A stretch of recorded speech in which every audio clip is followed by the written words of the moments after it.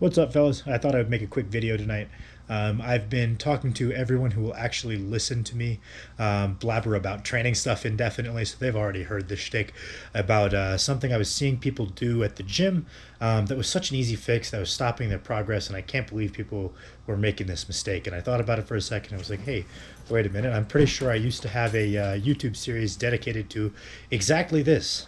So we're reviving common beginner slash intermediate mistakes, just kind of stuff, whether it be on Instagram or in person, just simple errors I see people making at the gym that could be easily rectified and would increase their rate of progression. So this one I find very interesting because I see it all the time, and it's very interesting because it's like it seems obvious, but these people aren't stupid necessarily, right?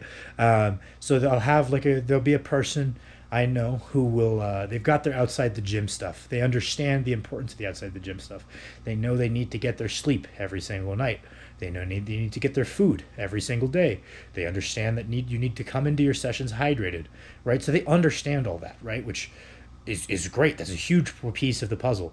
And they understand how to work truly hard, whether that be due to a prior sporting history, or it's something they learned from a friend, or they taught themselves how to really push yourself as an integral part of getting stronger, right? And they've mastered this part. They know how to push themselves really hard, whether because they ran gassers for football, or they just really wanted to get stronger and they pushed themselves hard because they assumed that's what needed to be done. They know how to work hard, and for the most part, knowing how to work hard and doing your outside the gym variables will get you quite far, even in the absence of an intelligent program. Being really, really, truly accountable with those variables goes a long way, but these people run into a plateau. These same people, they understand the value of progressive overload. They know that for their accessories to carry over, they need to be overloaded with time, whether it be more reps or more weight. Gradually, you need to beat the books, and they understand that as well. But the reason that they won't progress is because they don't understand truly what the essence of progressive overload is, and that's that the range of motion and the technique needs to be standardized, or it's not true overload. If we're reducing the range of motion, the amount of work performed might not even be any more. So if we're achieving overload by habitually cutting range of motion, we're not going to get the same training effect as we would with true overload. And this will manifest a bunch of ways, and I've seen them all the time at the gym. I see guys who every time they hit a squat PR, they just get higher and higher and higher, and they can't seem to gain genuine strength on the squat. The only way they can increase their squat is by fudging it more and more and more, and they don't seem to be getting stronger in a very appreciable way. And if you look at how they're doing their accessories and their back down work and their squat rep work, it's just because they're habitually cutting range of motion, thinking that by moving the most weight possible on the hack squat for the appropriate rep ranges, it should carry over, but that's at the cost of quality, right? Something like a hack squat, there's no reason not to go ass to ankles.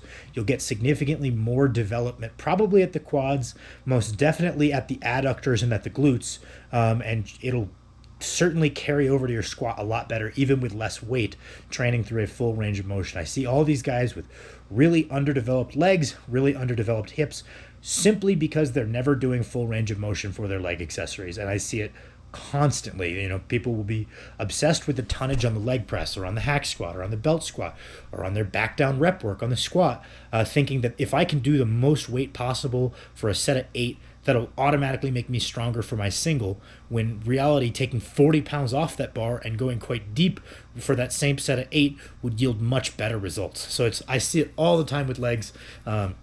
It's a really quick way to have lagging lower body development as a whole, and I think that when it's rectified, people see pretty explosive hypertrophy gains just by training through a full range of motion. The weakness at the hip tends to go away. A lot of the hip pain tends to go away. A lot of the sciatic pain tends to go away just by properly developing the musculature surrounding the hips and knees. So I'd say that one of the most common ones is seeing it on legs, but I see the same thing in upper body, right?